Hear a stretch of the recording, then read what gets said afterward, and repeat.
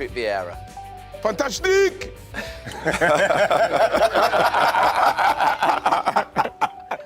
Patrick, I was watching it the other day. They showed, obviously, when it was there. I think it was the United when we won at United, and then Patrick came into the When camera. did you ever win at United? No, yeah. When did you ever win at United? Oh, yeah, right. He won. No, it doesn't make that. Arsenal won at United, and we won the league there, just to throw that in as well. But that was the one. I was watching it the other day. Patrick. I saw it again, yeah. Fantastic. What does that mean? Patrick, you're the first ever guest on this show from Arsenal. It's not from Man United, yeah. Ian, what was it first like when you met Patrick and he walked into the changing room? It was unbelievable because obviously Patrick's size and how Patrick was. We thought he was a centre half. We didn't realise that we're seeing a hybrid in respect. So we're not going to see. We haven't seen that before. And we're not seeing that after in respect of how he played. And we thought that we was thinking that they're probably going to try and kick him to bits in this league because of how he played. We tried. You did try. We tried. And because Patrick is so... He tried. Patrick is so smooth, he's so beautiful. I knew that it was going to be hard work for him, but it wasn't. No one's been like Patrick in the way he's played. What year was that, sorry? What year would you have come That back? would have been 96, 95, 96, yeah. We'll get into the interview in a minute, but do you remember the game that you played at Old Trafford when Phil and John O'Shea played against you? Do you remember? Yeah, I get battered by Phil. Phil was battering everyone, though. Yeah. You see, the motivator. Who motivates the motivator? It's funny because you hear that a lot with people with Phil. They say, yeah, Phil. I remember watching what Phil done with our dear friend who passed away, Rhea. You know what I mean? You lot kicked him to bits. That's what you lot tried to do to Patrick. You kicked him, kicking him all the time. You were better than us though at the time. Yeah, I think we was on our way. Yeah. We was on our way, you know. Patrick, Strasbourg, how is it? The city is a lovely city. I don't know if any of you That's been what I say to about Valencia, Strasbourg, Patrick. It's a lovely city. It's a lovely city. It's a nice place to live for the family. Yeah. Really small town, really close to Germany, and really family really enjoyed our stay there. And then of course I went there because of the coaching. And Strasbourg 10 years ago was quite in a really lower level. So they make their way up in the last 10 years. So there's a big change because now one of the ownerships is the Todd Boehly at Chelsea. So we are part of the Chelsea family. So the ambition is to play European football in the next 3 years. 3 years. Yeah. And of course, coming from this year, there's a big turnover of young players. And this year was quite really challenging, really difficult. We struggled. We went through some really difficult period. But hopefully we will keep our best young players. We're going to try to improve the team and try to finish in the top 10 next year.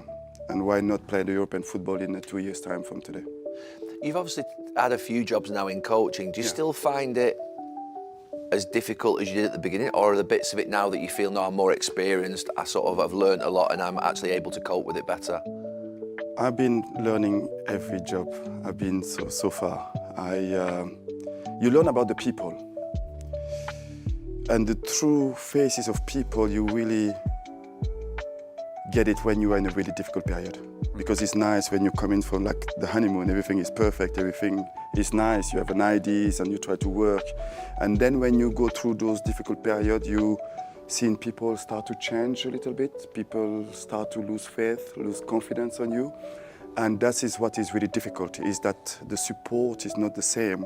Where from? Up above in the club or? Above the club, yes, above the club. The players, you always find the way to manage the players and to make them understand that you have to stick together to go through that difficult period. But it's really like managing everything above you because of the pressure coming from the fans, coming from the press. And sometimes politics is part of the games that it's been really difficult to deal with and to understand what's going on above my head. Have you got examples of that during your coaching career? I talking to Nice. I was in Nice again, changing ownership, changing players wanted to have a younger team. And sometimes when you want to have a younger team, people don't understand that you need times to make them understand what football is all about. And the first year, everything was quite really good. The second year, when the results start to be a little bit down, you start seeing people coming less often in your office. Wow. But that is the game, and I think that is how it is. And I think it's important, and what I learned is try to make the emotions on the side and just being focused and try to get the result, because people changing their mind, and it was quite the same at Palace as well. I really enjoyed the first years at Palace, because coming at Palace, the Premier League, everyone wants to coach in the Premier League. And the first year with changing the ideas of the game, the way we wanted to play, the people there wanted to change everything. The style, basically. The style, wasn't it? but they wanted as well to do it with the young team and the young players. And I think it was good. And of course, when it was a bit challenging, a bit difficult, they decided to go in a different way, and that was quite really difficult for me to understand and to accept. But this is how the game is. I think we all felt that was harsh at the time when you lost your job at Palace. And listen, Roy Hodgson came in, obviously we all know him really well as well, and he did a really good job. But did you feel it was tough because the next run of games were games that I think we all looked at and thought they're games that'll keep Palace up? Because you'd had a really tough run of fixtures and you get the top teams. But this is what I said, politics is part of the game, and smart people making a right decision at the right time. And it was the right time to get rid of me because of the remaining games left. So if you change the manager, people will say, oh, he made the right decision, because the games there, when you manage to win those games, it will make people feel that was the right decision. So I believe that from what they wanted to do, they did it at the right time regarding the remaining games left. So that will give them the credibility from the people from outside, and that was really difficult for me to accept. Was it Patrick? Was you when you saw those games and those run of games come? Was it the kind of thing you're thinking, okay, we get through this, but we've got this run of games, so we'll probably do well in these games? And was you thinking this? Yes, of course, I was thinking about it, and I was thinking about as well. We had some really tough game.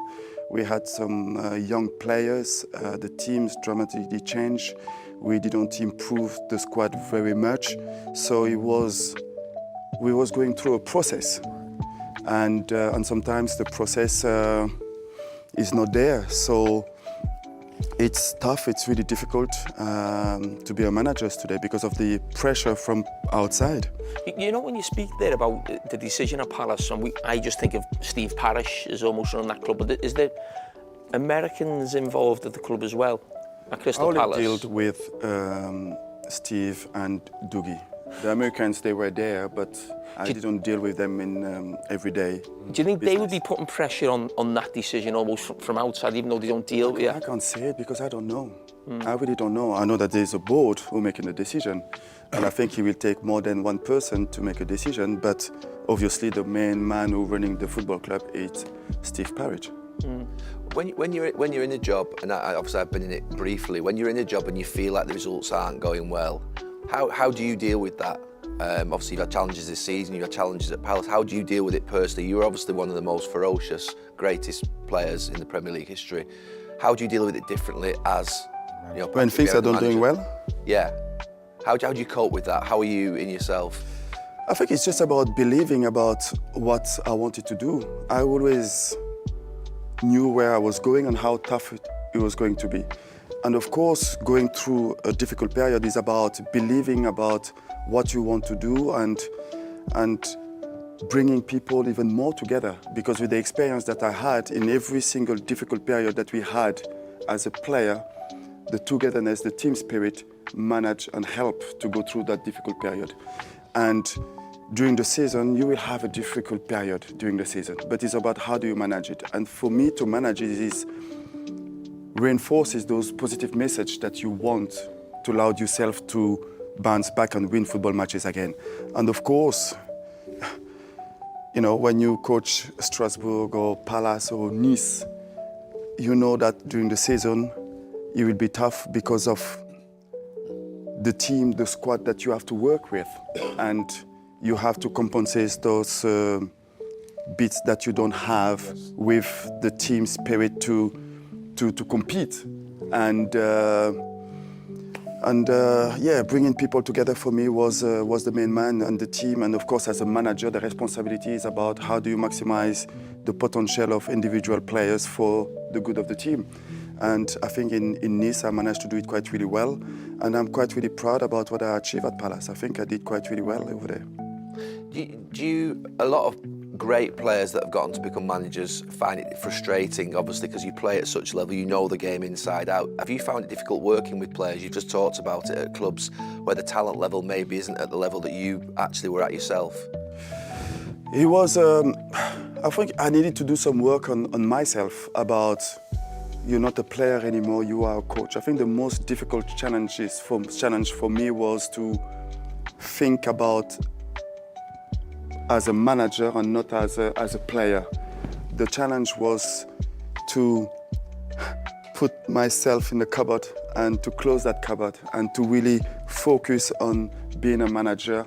And that's why I always, even when I'm talking to players, I never bring my career on the table, because I don't think it's good to talk about me. It's about them, and that is, I managed to do that because I did my badges with David Ginola, and I knew that David wouldn't be a manager because he was all about himself.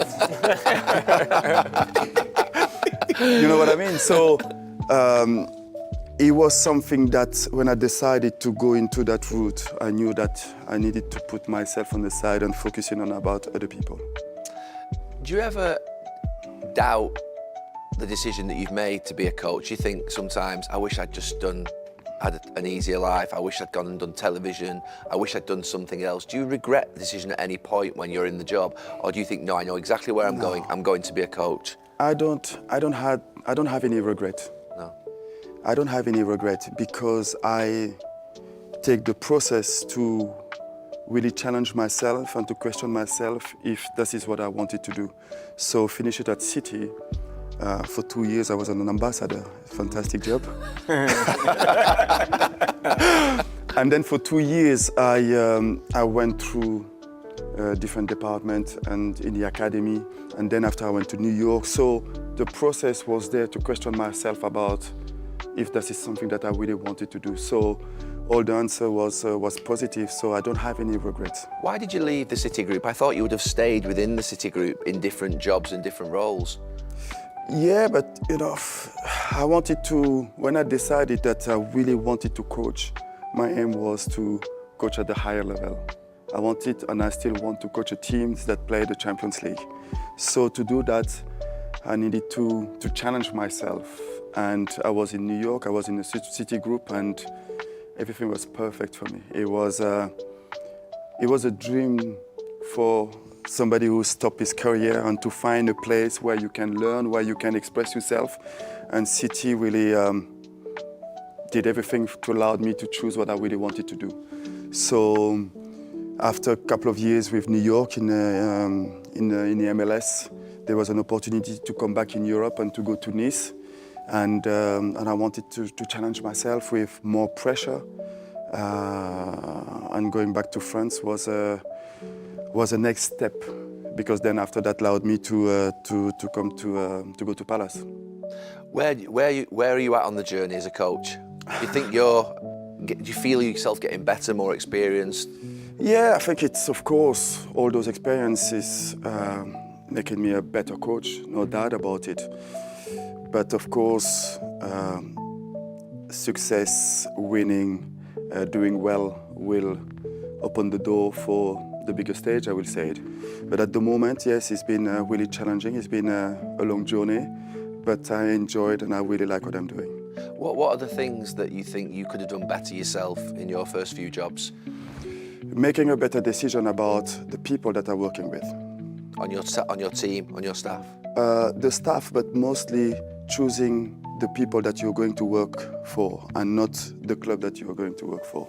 I think choosing the people is massively important because, of course, you will need support and you need support in a difficult period, and people who can trust and believe what you try to do.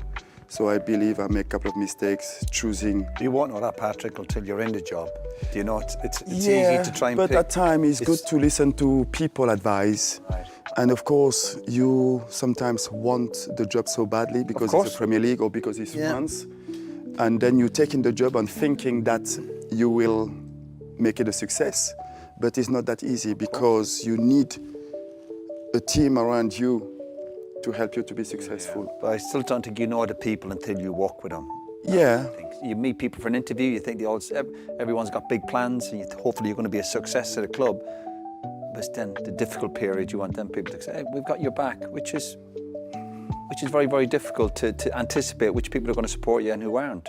Yeah, and we're living as well in the industry where everybody knows everybody. You know, we all know our reputation. And maybe I needed to do a better work around the people in this football club to know what I can expect when I get there. But sometimes the desire to be a manager in the Premier League or in the French league is above what you expect to think. And you always think that you can change people or you trust people, but you really learn about people when you are in a difficult period. Looking at you as a coach, it's easy for me to say this, but is it the City Group and Pep Guardiola's style of play that has influenced you most as a coach? No, because when you look at Pep and what he achieved and the team that he achieved, those trophies that he won with the players that he had, we all don't have those players. So it will be impossible to play or to try to play like He does. Pep. Because he's got the quality players to do He's it. got the quality players to do it. So who's influenced you most, Patrick, as a I coach? think I will say that maybe Arsene, because I spent 9 years with Arsene as a manager, and the way that he was coaching and the way that he was conducting himself with the players, I will say it is the manager who has the most influence on me today as a manager. And what specifically, I mean, obviously we know Arsene Wenger's one of the great managers, we were talking about him earlier, but what specific things do you remember that Arsene did that you think, I like that? But it's about the confidence and the self-belief that he has on the players, and especially young players. Mistakes that you're making and he doesn't give that trust away. He's a really good communicator, and he always managed to find the right words to push you to full your potential. He's never and to negative. be really ambitious. He's never negative. Never. And I think that is positive, especially as a manager when you're surrounded by young player. But on the other side, I had Mourinho at Inter, and he was ruthless because it's about competition, it's about winning. So I took some of that as well, that if you want to win, I think you need a little bit of that kind of ruthlessness to make decisions about performances, because with Arsene, you will play 1 or 2 games, you will be not play at your best, but he will still play you the next game. Mourinho, if you not play well the first game, but the second game you may not going to play. So you are still as well under pressure to perform, and I think that is quite important to be at the top as well, because it's about the competition. Do you feel, because obviously you said it went really well at City and the other jobs you had in Nice, obviously Palace, is it Palace specifically that you feel let down by, that you feel in that moment you should have been supported? Yeah, but I don't feel sorry for myself, because this is the industry and this is the world that we are living at. It's about me try to make the right decision, and of course that experience will make me a better manager. When I sat down with the people at Strasbourg, I had a lot of questions as well about the direction of the club, where they want to go, what will happen in this kind of circumstances. And of course, that experience at Palace helped me to have a better structure when I'm sitting down with the people at Strasbourg about how I can deal Massage them. my contract. Yes. And I think there's a part of that as well, is about managing and building this kind of relationship with the people above, and maybe I didn't do it well enough at Palace to allow me to stay longer in the job. And that is something that I have to learn They about. say that's the hardest part of management, managing upwards, whatever with the group of players, but having them good relationships with chairman, ownership, chief executives. Yeah, it's not easy. Do you mean when you say about your contract, structuring your contract with Strasbourg, do you mean that there is a bigger penalty on them to make that decision to sack you in some No, ways? it's not about just the money. It's about how do you structure the relationship. You will want to meet the people who are running the football club. You will want to have a conversation with them to know where we are and where the club want to go and what they will put in place to allow you to get where they want to go. Because sometimes you have a really good idea, you have a really big plan, but sometimes you don't want to make the funds to achieve that target. So then it became really difficult. So you wanted it to be transparent around the transfer budget, their plans and goals for the next 2 to 3 years? And as a young manager, sometimes you don't really get involved in that because you just want to get concentrated on the job. coaching and the job. But you have to get involved, and it's important for me to be aware of it because that, as well at the same time, will dictate the success. Because today, if there is no investment, it's difficult to be successful as a team. At Palace, was there a case where would there be people at the club would try and dictate which players are coming and going? Would it be something as simple as that, where they wouldn't even speak to you about? No? Was that a problem? One of the challenges at Palace is that they will try at time to dictate the players that Coming and going. coming and going. And I think as a manager, I should have responsibility on that because at the end of the day, I'm the one who are on the field coaching. At the same time, I'm the one who going to face the press as well, getting the consequences. And it's difficult to have people who want to make all the decision, but then not taking the consequences or not sitting in front of the fans or the press to explain what's going on. So it became really difficult, I think, at time. I mean, Todd Bowley, they've had challenges at Chelsea, the Todd Bowley ownership group, but it's actually the season's ended well for them. What was it when you sat down with them? Is it Todd Bowley specifically that obviously owns Strasbourg, but is it him specifically that you sat down with to actually be interviewed for the job? No, the guy that I sat down with was Mark Keller. He's still the chairman of Strasbourg, and it's him that I've been talking with, doing all the interview. But of course, the Blue Co are the one who make the final decision. So of course we are in contact. And I'm talking to them, and the relationship has been really positive so far. And of course, it's the first year that they are in Strasbourg. With all the difficulties that we faced this year, they've been quite really supportive. Looking at now, are you ready for a break? Or are you going to be doing some television in the summer? No, I'm ready for the break.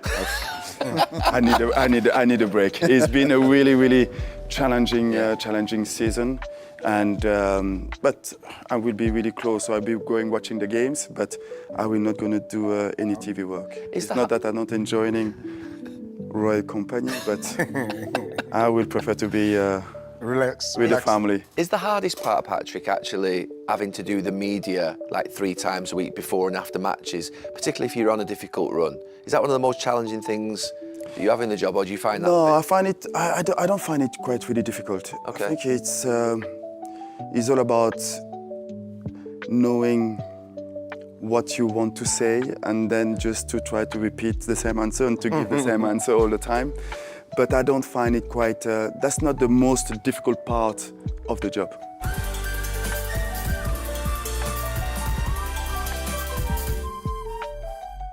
Okay, let's get to Arsenal. Let's go back. Let's go back in time. You joined at a time where Arsenal, well, they hadn't been successful for a number of years. What did you find when you first went to Arsenal?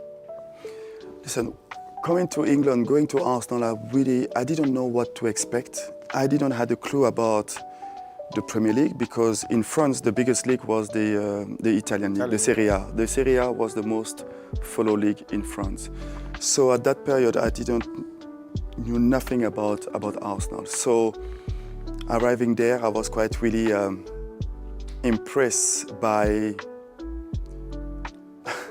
the unprofessional.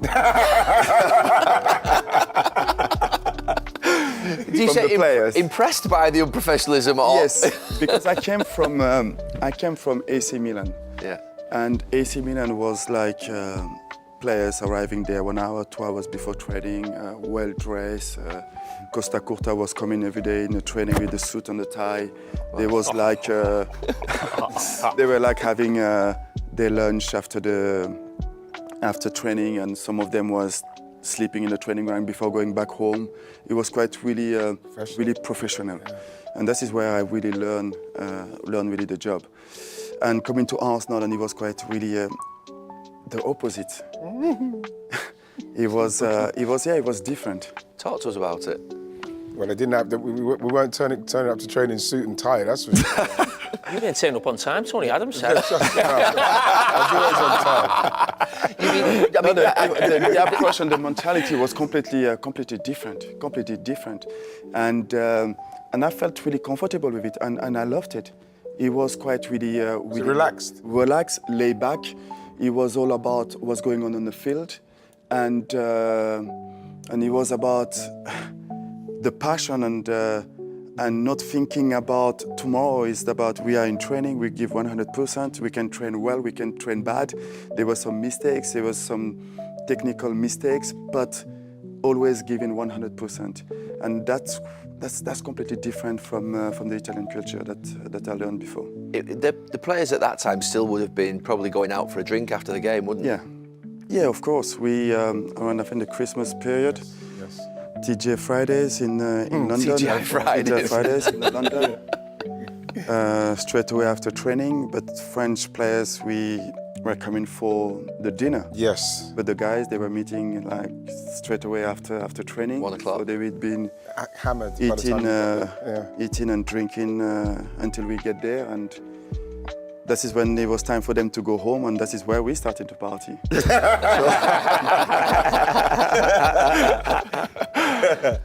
Well, just talk to us about, I'm always interested, obviously, being a defender, the defence that you obviously had behind you. I know you and Emmanuel Petit played a brilliant role in front, but just talk to us about that back five, Winterburn, Dixon, Keown, Adams, and obviously Bold and Seaman. To be honest, I still don't understand how Nigel and Lee managed to play at that level. No, but That's what he says about me. I'm going to rephrase it. No, we're keeping that in. No, but what I mean is that in training, they were like 20% of... There were the two players that they were like 20% of what they were doing in the weekend. When they were training in the week, they was like, have a back issues, have a knee issues, have an ankle issues. So they was always protecting themselves. Yeah. But coming to the weekend, I said, they can't play. But they were like amazing. And for me, as a holding midfielder with Manu at the time, we were feeling like strong. It was easy for us to play knowing what was behind us, because they were like competitors. They were like going to, there's people that you can go to fight with because you know that they will have you back. And they were warriors. They was like, there's no one games that you will go and getting scared and getting afraid, because you're looking around and you said, there's people there who will look after you back. So it was easy for us to be really challenging, because if there was something there, if there is a confrontation, we know that there will be people around us. So it was really easy to play behind those guys. What was your first game? The first time I picture watching you, Sheffield. was it? Yeah, I was on the bench. I came on because I think David Platt was injured. Was it Platt? Or Ray Parlour. Ray Parlour. Ray Parlour was Ray injured. Parlour. I always remember, there was a game away at Blackburn. Was that maybe your second or third? Did you score 2 away at Blackburn, 2-0? Yeah, I did. That was Wenger's first game. That was a Wenger. Oh, Wenger's okay. first game. Okay, so Wenger had bought you even though he knew he was coming, didn't he? Yes, we spoke on the phone, and because Arsene was the manager at Monaco and I was playing for Cannes, so we knew each other. And I met him a couple of times in Milan, and he was telling me that he will be the Arsenal manager, that he will want me to come, but I get there before him, and I came with Remy Gard. Remy Gard, yeah. Remy. And Arsene arrived a couple of months later, yeah. I remember Arsene Wenger said that Patrick's the one who's going to give him credibility, because obviously Patrick came and he had to wait. Yeah. And so this is why everybody is waiting to see how Patrick's going to perform. And then obviously that Sheffield Wednesday game, It kind of showed people what was happening. Yeah, but So you could see- I was on the bench the first couple of games, and I was started to get frustrated because going on? I wasn't playing. Could you? I think when I was at Liverpool and players come in, and it's even in the training session, so you're not starting games, but you're training every day. Was he one of those that came in and it's almost straight away you think, wow, because, we've got something here? Yeah, because what you're thinking, and now it makes sense now when Patrick say he was frustrated. I never actually saw it at the time that he was frustrated, but he was playing in training at a very, very high level to the point where you're thinking, well, surely he's gonna break in soon. He's gonna have to start soon. You know, but like I think the word was they wanted him to make sure that he's watching and see what's going on, see the aggressivity and everything was going on. But then once that game, I don't think after that game that was it, Pat. You was in the started to team play, after that, yeah, because we knew, said it's only a matter of time before he gets in. You could see that it was. But I say what my first recollection was I saw the highlights probably on Match of the Day, and I think you scored two in this back thing. No. Oh, you scored one. No. Three. Tell him. 3. Thank you. Was that game 3? Yeah, I scored a hat trick in the game. Don't take it away. You know what I mean? We're I trying thought to you scored. I trying thought to that big up game was Patrick. 2-0. But I remember you Give playing it a back to pass. I'm being told you scored 2. In that game. Yeah. How are you going to tell? How's someone going to tell you I scored 2 when I know I scored a hat This trick? guy's pretty clever. It was my 100. He's got a computer in front of him. 100. I thought you won away It was my 2-0. 150th goal for Arsenal. The hat trick. Well, goal. was one of them an Patrick outside Taylor. of the right foot pass from you? No, that was the Blackburn. That's what I just said. Yeah, but we're talking about Sheffield Wednesday. He was sub. Yes. I'm First talking about time the he first remembers time him as I Blackburn. remember Right. seeing him This is not play. about you, Ian. This is not about you. I scored 2 goals. I Yeah, scored but did 3 you- and you know this. Did you score 2 against Blackburn? Yes, 2. Yes, two exactly. I great remember goals. 2-0 away from home, but I remember him playing a pass. No. With the outside of the right It was foot. unbelievable because I remember it perfectly. Because I think the ball what? came. He played a 1-2 with. Played a 1-2 with Merce, wasn't it? With Merce. Merce played it, and then the ball came, and this is Patrick hit outside of the right foot. Yeah. Honestly, I don't know. It's just Outside the right foot. Yeah. outside the right foot Just a from the fact, left yeah. hand side. I need to see video evidence of this. Honestly, you got to get the goal from here, and he passed it in and took out the defender. Obviously, my touch and finish was amazing, but the ball from Patrick was where you've realised it's different levels. I remember there's another chance. What didn't used to happen a lot for us is that I remember Patrick broke from, we played against Wimbledon, broke from our half, and like normally they get the ball, then they pass it to the side and pass it. But Patrick was one of our first midfielders who's able to run with it and progress, and to the point where then he could slip me in. And you know, these are the chances we're starting to get now. You know, a midfielder who can see you, whether it's from 20 yards away or you run it through and pass it through to you. What was he like when you first came in? How was righty? What do you mean? What was right? Like I was. He was crazy. It was something that I never seen before in the house. Different character, personality. Anyway, every club that I went, I never met somebody like. Good thing or bad thing? Good things. Yeah. Yeah, good things. You always want a goal scorer in your team, don't you? No matter how mad, even if they're late for training. You forgive a goal scorer, don't you? Patrick, I played with England with Tony Adams. He was a massive influence on me actually in terms of how he played, how he sort of organised the back four. Always, what was he like at Arsenal? Obviously, you came into Arsenal. What was his influence on you? He was the main man. Just the way that he was standing in there in the dressing room, or when he was leading the team, working through the tunnel, you said he's a true leader. He's a true leader. That's what I call a real captain. You know, he will take his responsibility. He's really vocal, and on the field, of course, he's got this kind of leadership. He's driving the players. But I loved Tony, how he was in the dressing room. He got criticised a lot in his career, didn't he, Tony Adams? Maybe, did we give him enough credit? England, maybe maybe England a stuff, bit yeah, the times. media would kind of poke fun at him quite a bit, wouldn't they? Maybe Yeah, the donkey stuff. Didn't Yeah, he? yeah, I that's think that what was I mean. after that tournament in '88 where England were Yeah, but Van we're talking about Van Basten. Exactly. I know. Tearing into pieces. But maybe us as opposition players, maybe still don't give. You played with him obviously with England. Maybe don't give Tony Adams enough credit. Maybe. I think he's a type of players who make everybody, especially the defense, better because of the way that he's communicating with them. I always think the best centre backs they can carry a back four. Yeah. And Tony Adams did He's that. one of them, You think of Lee Dixon, Nigel Winterburn, brilliant for us, but they weren't international players, really. They didn't play for England. But it's not just being smart, though, Jamie. Tony Adams, a top defender, they have people around them. Yeah, of course. They don't But get they're isolated. smart They have people as well, you yeah. sitting with the full-backs, he's then going, don't isolate me. I think that's just football intelligence. But I also think when someone's that good at a centre-back, it almost feels like not anybody could play with them, but they can carry them through a game. I think for me, when I judge centre-back, it's not like, I get the checklist, he's great in the air, he's quick, he's good on the ball, all this stuff.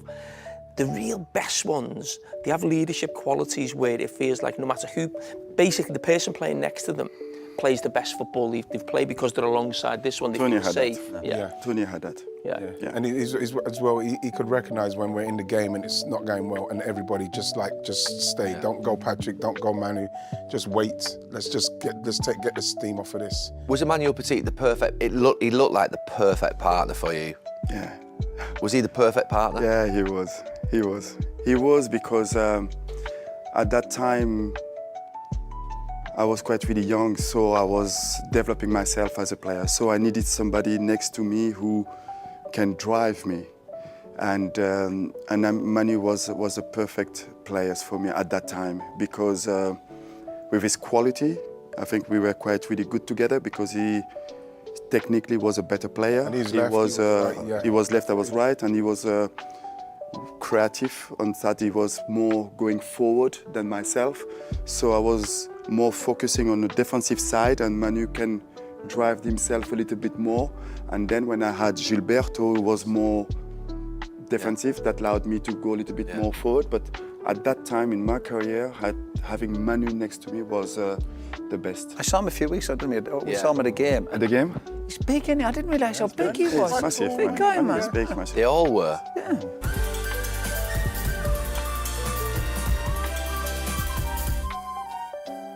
In those early days, Roy, obviously, you wouldn't fear any opponent that you played against, but that was probably one of the best partnerships that you played against. Yeah. What was it that was difficult about Patrick and Emmanuel Petit that was difficult Well, to what play? Patrick just mentioned there, obviously they were big, strong and physical, did a nice balance to their team. Obviously Patrick being right-footed, big, strong boys, they could deal with the ball, they were experienced.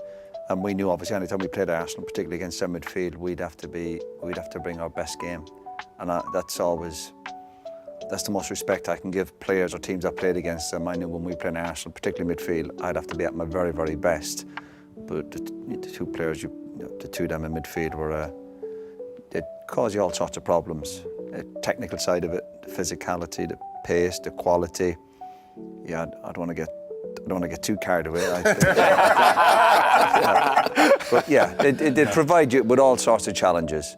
But your battles with each other, your games against each other, will go down in folklore as one of the great sort of titanic struggles, obviously of a generation, really, in terms of the fact that obviously Arsenal was successful, Manchester United was successful. What was it specifically? Who do you think came out on top in those battles? No, I'm asking serious now in terms of in games. Was the games where you thought he's done me today? He's done me today, or were the games where you thought? Of course, yeah, there was a few battles you'd lose out in a few, yeah. But it was just, again, I think when players come along, like Patrick, they would bring the best out of you. That's what the game's about. You'd have to, I go back to it, you'd have to bring your best game, your A game, or else you'd be found out. Who won more battles? Obviously, it's very difficult to listen. Obviously, Patrick would have had his good days and I had some good days. But I think the clashes were, I certainly enjoyed them. I think Did you not used to shake hands afterwards? I think so, yeah, I think we did. Yeah, I think I didn't have any issue with the issues I have with midfielders who I felt were sneaky or up to no good. I think with the battles I had with you, Patrick, I think were pretty honest battles. Honest, that's what I was going to say. There was nothing sneaky about it. It was, again, we'd be hitting each other. But I don't remember too much argy-bargy on the pitch. It was very much you hit me and I hit you and we get on with it. That's the way I felt. I don't know if you felt any different. No, I loved it. Honestly, it was I believe the best period in my career regarding when we play against United all the time. And every single game that we played against each other, it was like, you have to be ready for it. Because he will not gonna lift his feet, he's gonna go for it. So I have to be prepared, I have to be ready to go into those challenges. But I think, yeah, it was more challenging because I think we have the same kind of quality, I would say. We are competitors, we are winners, we don't like to be done on the field. And of course, when two people like that come together, and it became quite really challenging. Yeah. But at the end, I think it was about the respect, and I never had any kind of nastiness. I never felt any kind of. No, but when I say nastiness, what I mean is that I didn't felt anything from behind. Yes, it's not going to do him, Gal. It's That's not what going he's to be saying. doing behind my back. Everything will be like face to face, and of course I wanted to win. He wanted to win, and I think we had.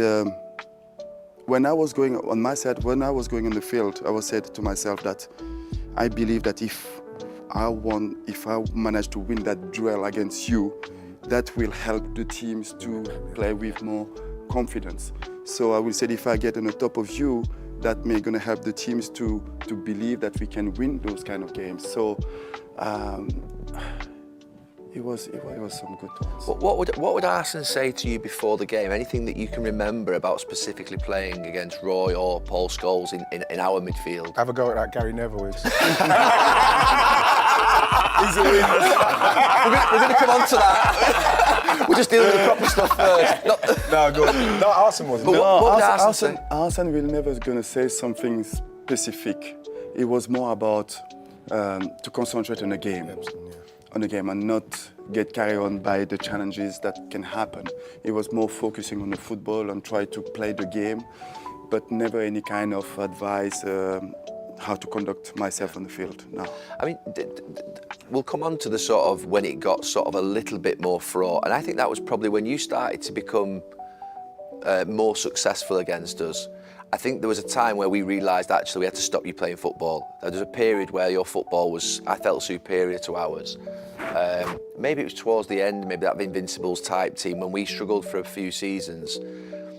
And we definitely came out to be aggressive against you. We definitely came out to stop you. We knew that if we let you play, we were dead. Around that time, it seemed to get a little bit more angry. Did you feel that we were being overly aggressive against you and that we were getting away with things? No, I felt that through the years, of course, I think United were more aggressive. Tried to intimidate us a little bit more. But we take it as compliment, Yeah. because we felt that we were getting closer to you. Because the target was, if we want to win the league, you have to finish above United. So we were training every day, we were playing the game, and the target was United. How do you get there? So all this kind of, and I think it was as well driven by the press, because it was this kind of me against you, Arsene against Sir Alex Ferguson. So everything was created to really have those two teams to be really competitive. And more we were getting closer and more we felt that United were more aggressive. And that was a compliment to us, because that means we were quite really close. Did you feel that, Roy? Obviously, we took them on. I think we took them on punch for punch, probably 98, 99, 2000. But it got to a point where do you remember the point where sometimes Fletch would come into midfield and we'd start to play 5 in midfield rather than play 4-4-2? We changed our system slightly to play against you to compensate for things. Did you feel that we were Maybe, having yeah, of course. Yeah, they were making progress. They were making progress as a club, and obviously Patrick, these players were maturing and getting more games under their belt. But I probably wouldn't agree that. I know there was a few incidents, a few games where Phil and John O'Shea, I think, we met. and played in midfield, but Phil on a certain day was really aggressive and probably could have been sent off, and he went after 1 or 2 people. But I don't think it was ever in my mindset that we have to. To me, I always felt we had to be physical. I don't think there was any time in my career, where I felt, no, we really have to start kicking these or be a lot more aggressive. I think that was always my mindset. But I think there's definitely a few games or a few incidents where Phil, I think I missed that game. I wasn't playing that game where there was. Phil certainly was like a kamikaze pilot. The only thing I thought, right, we didn't change for many teams our system. We did after 2002-03 when Saber came in, but they were the one team that I felt we did change slightly for when we actually beefed up midfield. Do you understand? We changed for them, which is very unusual for us to do. That's called probably respect and again a compliment to the opposition. But also, you have to be prepared to change because we knew maybe if we proper 4-4-2 against Arsenal, then they would pick you off and isolate you and they'd pace and physicality or whatever. So I think to me that's all pretty normal. Getting that extra body midfield. We've done it the odd time in Europe, of course, against the brilliant teams. But Arsenal would make you think that way and going, we need to get extra cover in there, particularly people who were good enough to pick us off. I think that Arsenal team from so I think you won the league in 02. I think United won it in 03. And I'll be honest, I think you was probably, I don't know if you look at it, maybe you threw it away that season and you've done the Invincibles in 04. All the teams we played against, or I played against, even in Europe, I think that 2 or 3 year period there for Arsenal was the most difficult, well, the toughest team I'd ever played against. And I've always said this, you said before about how big the team were. Probably the only team I've stood in the tunnel and made you feel smaller in the tunnel. You were actually like, you just look across and think, wow, quality of players. Like I always think about Bergkamp. Bergkamp was like 6'2", his shoulders were like that, and he was supposed to be like the silky fella. You know, do you know what I mean? And it's the only thing I remember it for 2 or 3 seasons I played against Arsenal, and it affected me mentally. You know, sort of, you're up against Henry physically in the tunnel. So even if you play United, you know they're better than you, but you still think, okay, we can do this, and we can maybe find a way to nick the game. We might play in the counter attack, or we can nullify them there. The Arsenal team, and you know what they had as well, Jamie? The pace. People underestimate. I know we'll highlight it now, but they're players who can fucking run. I mean, really run. So even when you squeeze up the pitch or whatever, they had players who had a good mix. We talk about the physicality all day, but they had quality to go with it. But the pace was the pace of Overmars and Henry, Overmars and Elka, and then Henry. Yeah. I mean, it was lightning quick. 98 with Bergkamp and Anelka. Overmars was the quickest player I've ever seen. And they had the runners, but they had the lads and the quality to pick them out as well. It's not like they were headless chickens. They were making great runs and picking you off. I mean, how disappointing is it for you that if you think of that team 2002 to 2004, that you didn't win the Champions League? Because for me, I'm trying to think who won the Champions Leagues in those years, but you were. Well, Porto won it one year, didn't they? What was that? Was that 03 or 04? Real Madrid won it with beat Ballack in the final one year. Well, you must be thinking that you're the best team in Europe then, or in the best 2 or 3 teams in Europe, and you never really came close. I believe that we were missing something because we never managed to win the league twice in a row. Okay. And if we didn't, it's because we were missing, I believe, a little bit of, I don't want to say the nastiness, but we maybe get carried on after winning the title. But the big disappointment from those 9 years at Arsenal is we didn't manage to win the league back to back. And with the squad and the team that we had at the time, we should manage to do it. And if we didn't, we were missing something. Bigger squad? No. Maybe bigger squad, maybe more the nastiness. When I say nastiness, maybe that is something that was missing. Ruthlessness. Yes. Maybe that is something was missing from Arsenal. You should have signed me. We winning 2 or 3 times in a row. But that is, I think we are missing something. I think that is a disappointment not to win it back to back. Yeah, Jamie just said it was the toughest team he played in 2002 to 2004. We were actually okay against that team. I felt we had a decent record against that team. I actually felt I struggled more. Maybe I don't know whether you felt the same, Roy, with the 98 team. The one with Overmars, obviously the 2002 to 4 was Perez up against me. Who do you think was the better team? The one that had the famous back five in with yourself, Emmanuel Petit, Overmars, Parler, Bergkamp and Elka, versus then the one with Sol Campbell and obviously Gilberto Silva, Henry. But which one do you think was the better team when you look at both of them together? We played against both, you played against both. You've seen. I think the 98 was more competitive. More aggressive. More aggressive. Yeah. Less quality overall. Yeah. But they are competitors, so we can go somewhere. We may not going to play well, but I think it was 98 we managed to win a lot of games 1-0 because of the pace up front of people making a difference. And I think that generation with Sol Campbell and Thierry Henry, they were more quality players in there. More creativity, more better player in the 1v1. They were more, the technical level of that team was much higher. For football-wise, that generation was better, but mentally, the 98 was much. Can I just say, the 98 team was, do you remember you'd won the league, I think with 2 games to go, and before the cup final, you came to Anfield, and I think you were on the bench. We won 4-0, but the league was finished. Do you remember that game? With Cherry and we were all on the bench, no? No, I don't think Thierry was there then. This was 98. 98? Yeah, you Anelka. played in the game. Anelka was you there. got injured your ankle. I did, yeah, I got to. I was in midfield with Incy, and you came on sub, I think, for maybe the last 15 minutes. And I must be 19, 20. I'm thinking, I'm going to do him when he's at home. You must say the same thing as well. Yeah. But I was in midfield with Incy. Why? Why did you want to do that? Because he's Patrick Vieira. I'm this young kid. I'm thinking I'm going to leave one on him. I'll never forget this. You got the ball by the bench, but you were right on the touchline, you know, at Anfield, right by the bench, right on the halfway line. So there's nowhere for you to go. So I can see the ball on the way to you. You stood there, and I'm already on my way, and I think he's getting it. And I've come in like a train, and you just rolled your foot off the ball like that, and I've been sliding off the pitch.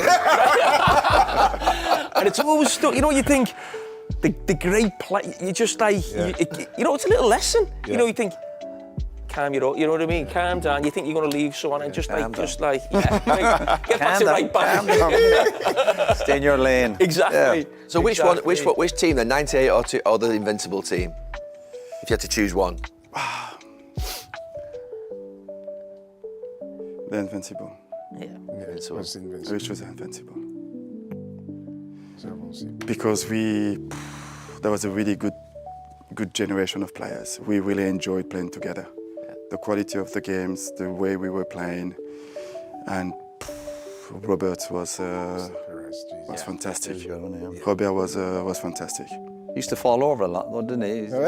When you kick him from behind, you have to fall down. So you don't have a choice. It was always from behind, wasn't it? Yeah. He was always the wrong side. You kick him straight on.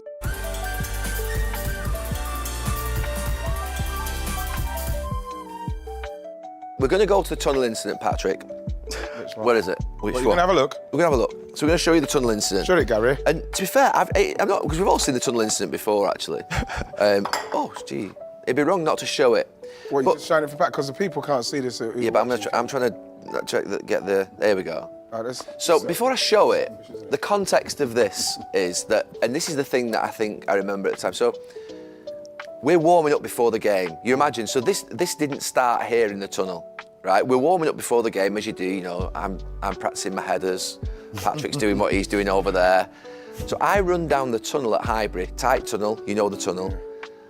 And I can hear all of a sudden, like a doom, these thuds behind me, and him shouting my name, or you, or something like that. And he ran up behind me in the tunnel, and he went, "You won't kick our fucking players today," or something. Yes. Do you remember that, Patrick? That was planned.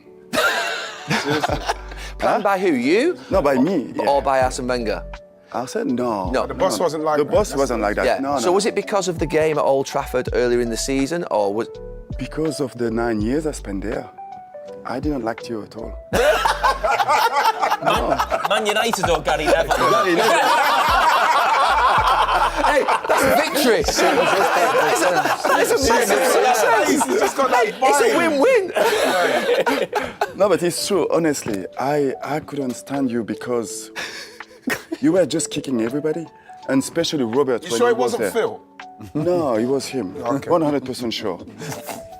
And at that game, I was just like, I have to Make him know.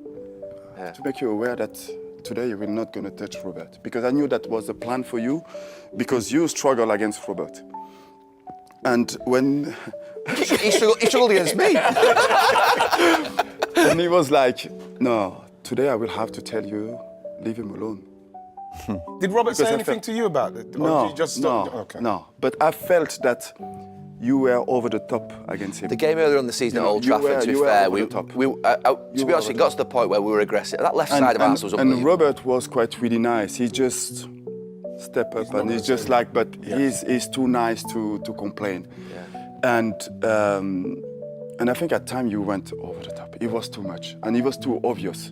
And obviously because of United, controlling all the referees and all the stuff like that. So That's illegal. That's the first ever lawsuit on Stick to Football. so you had so much power that you were allowed to do what you really wanted to do. So it was, for me, I had it planned in my mind. It was like, the warm-up and see you going to the tunnel, I will run after you. So you've watched me run from the far side. I saw you running, going into the tunnel, and I just run behind you.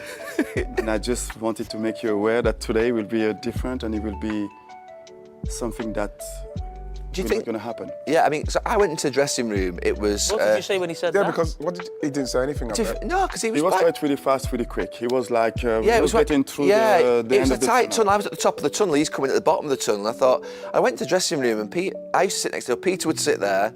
I would sit. I would be next. Then it was Dennis. Then it was Roy. And I think I said to Dennis and Roy, I said, Vieira just had a go at me in the tunnel. He's just had a pop in the tunnel, which was. I mean, that's the first time that's ever happened in my life.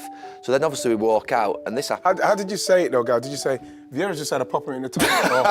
No, Vieira's just had a popper in the tunnel. It was one of, You said something like that, but I think I said just get on with it. yeah, I can't remember what it was. So why did you get wound up in getting involved? Let's You hear it. shouldn't get involved in that. I know. Oh no, hang on. Sorry, That's not we've it. We've gone too far. You've gone way too far. Where are we? Here we Here go, we go. Gary. Here we go. This is as Roy goes back up the tunnel. Right. So just to give you more Up context. the tunnel. So give you the context again. So this is what happened, right? So Arsenal are in the tunnel when we get there. So we walk down. I'm fifth, always fifth in line.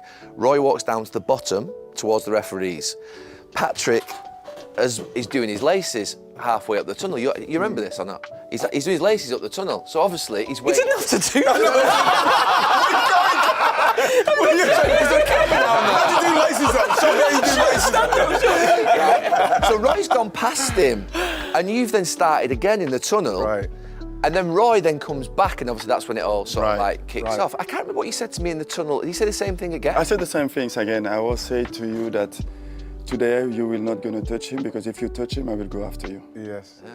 And then Captain Yeah, but Roy. there was something happened there because I definitely had to go back. I came down and there was something going. I knew there was noises, but I had to go. I forgot the armband, so I'm back. I had to go back up. That's why I went back up the tunnel I thought, to get my I thought armband he up. squeezed a water bottle at you. I thought because you had a Lucasade bottle in your hand. At me? No, I don't think. I no, thought you did. So someone did. I always No, thought that. no. But when I came back up then the second time, I knew something had gone on, Yeah. and obviously what you said previously.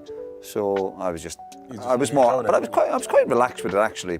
No, I was, because I never used to get involved in stuff like that. I've heard stuff I've never got involved in stuff in the tunnel. Or I'm going to do, never. But Roy, when I see that one, you do look a lot more agitated about when you're saying, right, see, you know, yeah, let's- no, well, I was agitated because I felt. So here we go.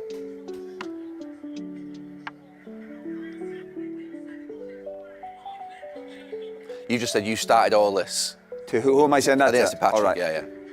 I wish I was. I wish I was. I'd really wish I was put you down. I'd have No, put you you wouldn't, on your backside. You wouldn't have seen me coming, girl. You wouldn't have seen me coming. No, but do you know what my annoyance would be a little bit? Is that you've gone after Nev. You've gone after Gary. Yeah, because he's the one who's. I know kicking, that, he's the one who's but you kicking. go after one, you go after all of us, isn't it? It's that, you got to have that attitude. So my annoyance would be you're going after Gary. I can't see it, gal. The referee, what's his name again? Look at Roy. Look. I'll see you out there. He lost it. You lost it here. He said no, he said he should have sent me off. He should send you. Is that what Paul's saying? Yeah, he said he should have. He should have sent you off. Look, you're not even listening to him. Look. Shouting his fucking mouth off. Look at Roy. Look. Look I at was Roy's fuming. face. I was annoyed with Yeah, it. you've snapped there. Yeah, I was Was he- annoyed with you- it. What's the shake hands, yeah? I said earlier Yeah. about Patrick and Arsenal. There would be that. Are you squeezing him or is he squeezing you? No, I'm holding him and saying I'm not letting go. You know what I mean? Just to say. Yeah, but now you understand it from Patrick's point of view now. But Because Patrick like was, what they were doing. of course, but Patrick was the enemy back then. He's not the enemy now, but he was then. But during that game, I actually don't think we came near each other that much, to be honest with you. But what I do remember, the first goal. Who scored the first goal for Arsenal? You stayed in the corner. Don't worry about that. No overlap. Who scored the first goal for Arsenal? I can't remember who it was. Ended Anyway. up 4-2, didn't it? Arsenal scored. You won 4-2, Yeah, Arsenal yeah? scored the first goal, and Ashley Cole must have also been in on it. Ashley Cole must have known because he came over to me. right, yeah. And he shouted at you. No. I mean, I knew Ashley really well, and I got on well with Ash. Screaming in my face, "There you!" honestly, proper going for it. I was like, Don't say But that. if you put everything in the mix that night, we gone about the importance of winning that game. It was a night game. There Was that a bit of Cristiano turnover. Ronaldo game? Was that the No, Shazy scored. Shazy scored late Yeah, on. I think you're right. Yes, he Ronaldo might have got yeah, a but couple. he scored a beautiful goal. You scored actually, Patrick, the I first scored goal. one. The first one? First goal, yeah. I've been told. Set piece. You scored as well. No. You didn't not score? this game. No. You sure that's not what Patrick Ronaldo. scored? Yeah, Patrick scored first no, that's goal. 4-2. Ends up 4-2. Yeah. We lost 4. Did you score from a corner, or was it? Ronaldo scored twice. That's what Yeah, I'm saying. Giggsy It was put one in Ronaldo. from, I remember. Yeah. Yeah. Yeah, 4-2. Yeah. Yes. But I just felt, I mentioned earlier, but I just felt there was always that element of respect with us, and obviously hatred and rivalry and personality clashes. But when they were doing that in the tunnel, I just felt that's the bit that would annoy me as a player. And I just thought, no, that's what I was probably annoyed at. Hold on a sec, I don't mind going to battle out on the pitch, but not all this You know stuff in the something? tunnel. And I just felt I felt from our point of view, I just felt Gary was an easy target, and that's why I would be. No, I You know what? If I wish I was involved in it, because I would have definitely been at the back saying, "You shut your mouth." I'd have definitely loved to be. And you know what I said? I said, well, I'll see you outside. Brilliant times. It's brilliant. Did Arsene say anything definitely after the sneaky. game? Or I was definitely sneaky. you'll have been there. You'll have been there with Pizzagate as well, won't you? could've got- Were you there in Pizzagate when the pizza? Yes, I was there, yeah. Just obviously there was around that time. That was Sorry. that wasn't the start of the rivalry, but that's when it started to get. It went beyond football rivalry, obviously. And then the Pizzagate happened. Was that the season after that? And Martin Keown jumping in front of with Rude. obviously Rude's face. Brilliant. No, Pizzagate was before that, No, wasn't it? Pizzagate was was. Pizzagate before was that. Yeah. No, Pizzagate was Cesc. stopping their Wasn't run that there, Cesc? like... Oh yeah. So what happened with Pizzagate? That was after the game. I think everybody was in the corridor. Well, I wasn't there, sorry. No, you didn't make any trouble at that time. No, it was- But it was like everybody was in there. I was eating a pizza. Was it Fabregas that threw the pizza? That's where. Yeah, it was Cesc who threw the pizza. Says. Yeah. Yeah, but I think Says. he threw the pizza, but I don't think he knew where the pizza was going to end up. But like you said, that was the beyond the game. Yeah. It was, I think, like it started to be really like love and hate Yes. between the two clubs. What would between Arsene the say two around players that? as well. What would Arsene say around these types of moments? Obviously, he wasn't a fighter. You know, Sir Alex was. He was more of a combative. Yeah, but Arsene was like that as well. He didn't show it, but Okay. inside him, he had that. Yeah. Yeah. Yeah, he had that inside him. So in those kind of period, it was just about. But Arsene wasn't really like vocal in the dressing room. He was more really calm and really composed and controlling his emotion. Yeah. But he was then dealing with it afterwards in a training ground. He will take 1-2 players. He will talk about it. But overall, he will never gonna.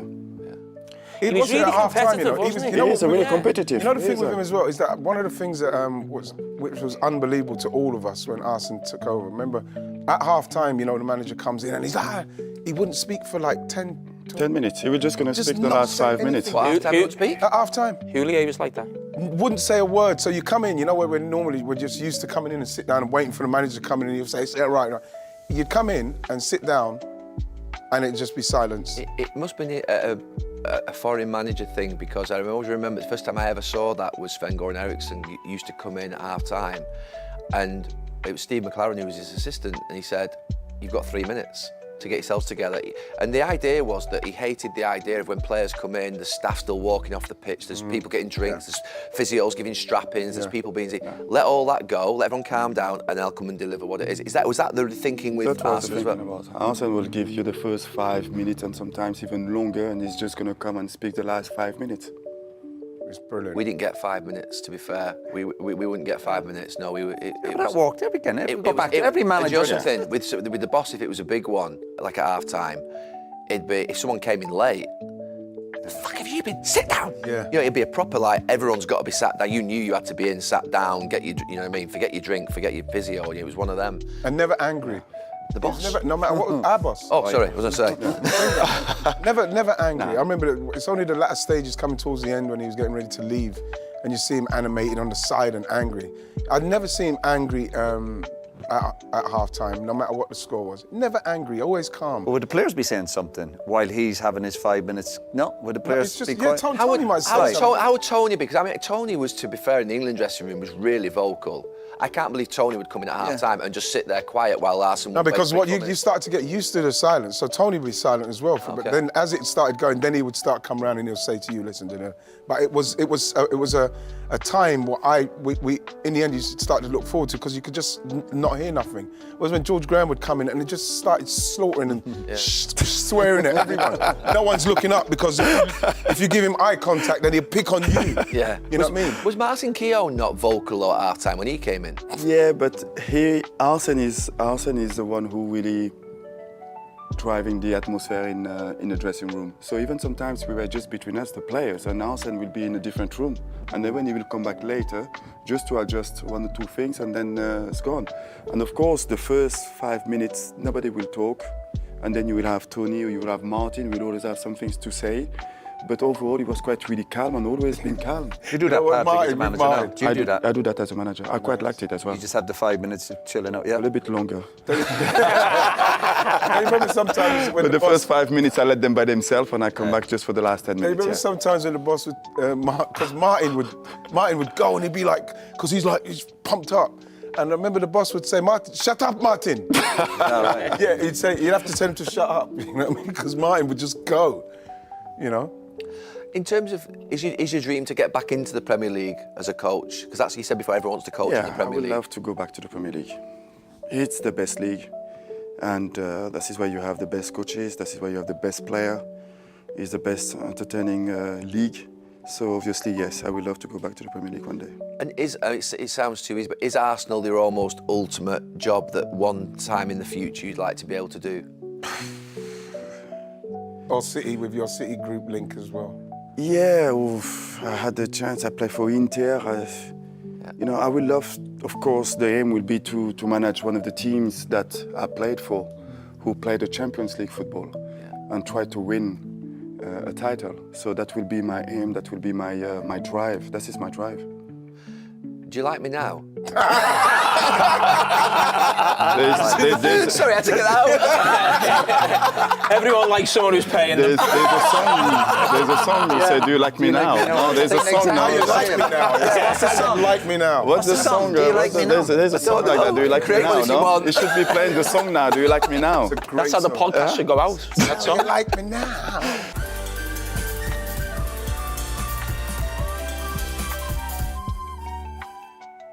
I'm going to ask you about Zidane. I mean, Dad? I'm going to eat some sweets. Go on. I've spoken enough. I mean, Zidane, to watch, I mean, how good is... No, but- you're the best team in the world, you're World Cup winners, but he's just a jewel in the crown, is he? When you are talking about Tony Adams that make the defenders better, but that is what I call Zidane, and that is the reason why he's the greatest. He's making everybody around a better player. Yeah. I was amazed by his quality, by his vision, by his technical ability, football understanding, and for us who play just behind him, it was easy to play with him. The quality of the ball, you feel like it's not a good ball, but he will look good because of the way that he will touch the ball. He's the greatest. Brilliant player. He's the greatest. Was it a surprise what he's done in management? You know, he's won is it 3 Champions Leagues he's won? I know he's just managed. Yeah, he's not the most vocal person, but he's smart. He's smart. The way that he manages after football. He was an assistant coach. He wait for the right time. He stay around Madrid, and when the opportunity was there, he take the team. And Madrid, you always guaranteed to go to the quarterfinal, semi-final, and then having those players like Ronaldo make the difference at the big stage. He managed to wait and to be patient, and the decision was the right one, just to go to Madrid. I think he had so many offers around, but he made the right one by choosing Madrid, and winning the Champions League was fantastic. What's his next move? I don't know. Is he waiting for the French job? Is he waiting for Deschamps to move on? I don't know, but it's not guaranteed that Deschamps will leave. Everybody was saying that he will be leaving in the last 5-6 years, but he's still Hanging in there, and he's been having success. And I know that a lot of people are complaining about the way the French team's playing, But at the end, when you're looking at the big competition, they're always in the semi-final, final, or they won it.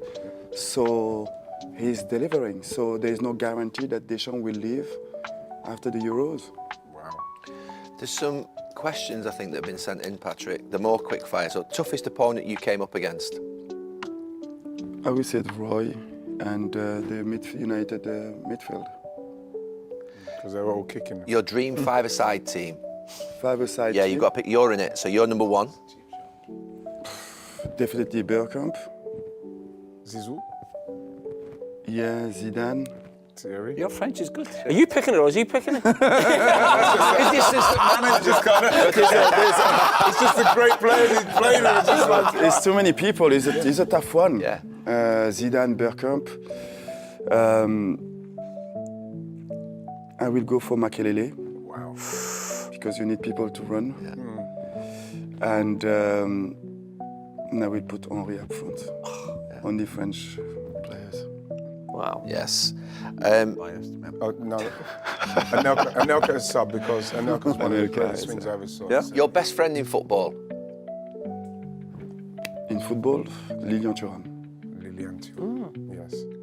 I was going to shit my hand out then. The great Lilian.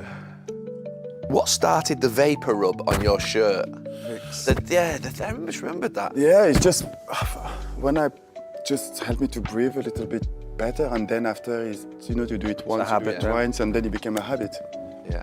Which player you've managed reminds you most of yourself? No. No, none of them. Didn't you at the start I said he's a hybrid. No one's come before him. No one's No, come none after. of them. But I used to like Diaby Diaby at at Arsenal. Arsenal. Yeah, he was I think he was going to be even a better player because I think he was more complete, he was more technical. I think he was more offensive, he has more quality in the last 30 yards. And the injuries that he had really stopped his progression. But Diaby was a really good one. Last two before we do a little thing. This might be a tough one for you. Mbappe or Henry? Jeez. I never played with Mbappe, Shut up. and I will go for Henry. First time I've seen it. Yeah. I will go for Henry. And the last one, how do you think France will get on in the Euros? I think France Our favourite. are favourite. I think I don't see any other nation who can beat France outside of England. I think England is the only nation who can beat France today. And can they beat them? Will they beat them? In one game, anything can happen. Obviously, they have the quality of talented players to do it, because I'm amazed by Phil Foden, what he's been doing. Bellingham, you have quality, you have talent there. So I think it's all depending as well about Kane, how he will be in the competition, because obviously you will need somebody up front who can score those goals that you will need. But I think England will have a good chance to be there with France. Okay. Right, we're finishing with a quiz, 6 questions. 6 questions? We're in the final. Who's the question? Take that, please. What are you doing? What's that? Take that, Roy. It's a Roy v Patrick quiz. Nice, let me see your picture. He's got a picture. I think of you're Patrick going to take as it well. home, Oh, no? you get options, yeah. Oh, you get options. And right in. There you go. Um, Do you want to conduct this quiz, Ian? I'll put No, this, you do it. I'll No, put this you do it, above my Gav. fire. We- Keep the we vote grandkids as away well. from the Oh, you fire. can vote as well. Are they voting as well? There's more of them there. Why are you Go on, you can vote as well, but It doesn't, we don't care. Don't leave me and James out. It's not a good picture of me. You're it's not a good picture. There you go. this. It's not a great picture of both of them, but right, here we go. The budget. Right. Okay. budget. Okay, so let me get over here. Who received the most yellow cards in the Premier League? Patrick or Roy? Yellow cards. You've got yellow cards. You've got to hold up, obviously, the face of the person. That... Roy was there longer, wasn't he? Yeah. No, I'm gonna say Patrick. Is it close? Is it like close now? Ian, are you going or not? Yeah, I'm trying to think because Patrick got quite a lot in at the end. No, I get a red I'm card, going to but go with this one. straight away, I'm yeah, gonna go red with this card. one. Joaquin. Patrick Vieira had 76 yellow cards in the Premier League. No way have I got that. No way. Roy Keane had 69. Exactly. Wow. Told saw you. him. Told Nice, you. well done. Hey. And he called And he complained called about me you dirty. kicking him. Exactly, He called me thank you. dirty. You know what I mean? 'Cause I'm kicking We everyone. come back to the same things, referees again. You know what I mean? You had a massive impact on the. Do you also- I was You gonna- had a massive impact on the referees. I was going to pick you up on that. I was going to pick you up on that before, because do you know something? Before games we played against you, he used to say to us, "Get around the referee," because fucking Vieira and Cole will be refereeing the game. He used to think you were refereeing the game. Who? You were Our boss. Alex Yeah? Ferguson. Yeah, he would think There's you lot no were chance. Huh? Yeah. No chance. Not against United. Against United? Never. If you're looking back all the games that we play against United, you're looking at the players around the referees. Referee. It was United. How can you get United 70 players. odd yellow cards? How are you doing it? The quality of the referees in the league are not good again. You gotta read the game. Right. Right. go on. Interesting. Who provided the most assists in the Premier League? Patrick or Roy? That's a difficult one. Do you know, it's amazing. is- I honestly, it's amazing. Yeah. Is it close though? Is it close to numbers? It's very close. 5 or 6? Yeah. In 9 years? I'm going to go with Patrick. You would. I wouldn't. No, You I'm just, would. because I just went with. I want to go with Roy. I'm starting to think about I got myself. Go with yourself. My ego's kicking in. Who you going for? Yourself? Go for yourself. I don't know. I try to think about 1 or 2 assists that you make, and I don't have a lot. We'll soon find out. Who you going with, Patrick? I go for myself as well. Maybe, yeah, maybe. You've edged it. So Patrick had 34 assists. That's more. Roy had 33. One more. Wow. You see? I You're always great. said I was a better player. Yeah. I'm telling you, you don't trust in me, but I'm telling you. Nice one, Mike. Hey, just nice one. See? Right. Who scored the most Premier League goals? Patrick or Roy? I have to say, this is the most I'm gonna fascinating go for you answer that that I've time. ever had. It's like quite I've been Roy 3 times. I've got to be right one of I them. think Roy's got. Yeah. Yeah, I It's think gotta Roy. Patrick can't be the right answer 3 Sitting a lot times. more towards you. Yeah. He can't be. It's impossible in a Yeah, Probably career. on you this- score a couple of Maybe, Be goals. on this maybe. list, Just, it's never. just to, If it is, it would be pathetic. Wow. Roy Keane scored 39 goals. Patrick scored 31. Yes. Okay, see, we were right. Me and Jamie were right. Yeah. Who? I think this one's sounds more- like I'm a better player than Pat. It's a great quiz, this. You pick up the question. You pick up the question. You organize We it. done it last night. United organised it. FaceTime me. I think this one's a little bit easier. Go on then. Who had the most international caps? Patrick or Roy? Yeah, that's an easy one. You qualified for more tournaments, you see. And I never walk out of that. I was terrified to say that. I left the pause for someone to fill it. And he filled it just as I started speaking. Hey, no lies told We'll there. edit Come that on. bit out again, Pat. Right. Patrick had 107 caps and Roy had 67. I had injuries, cruciate. Yeah. I didn't play for 2 years after I fell out with the manager. He qualified for more tournaments, so I could have easily got well over 100. And plus, you got Vex in one World Cup as well and left it. So we have to throw that in there because this wasn't his fault. It's Mick McCarthy's fault. Right. So- Who had the most appearances in the Premier League? It must be you. Must be me. Just because I played long, I know I had injuries. I'm gonna go. Oh, no, with you came back. Yeah. I'll go with Arcade. Roy had 366, Patrick had 307. Wow. That's still a lot. And last one, It's quite a lot. 7? who has won PFA Player of the Year? Who has won it? Yeah. Both, one or none? No, you never won it. I never won it. Ridiculous. Yeah, Roy. There you go. It was a good quiz. It was a good quiz. Really good quiz. The real Big quiz. quiz. You like that quiz? What a player I was. It made you both feel good. Which year did you win that, Roy? 2000, when no one Who turned up? cares when no one turned up?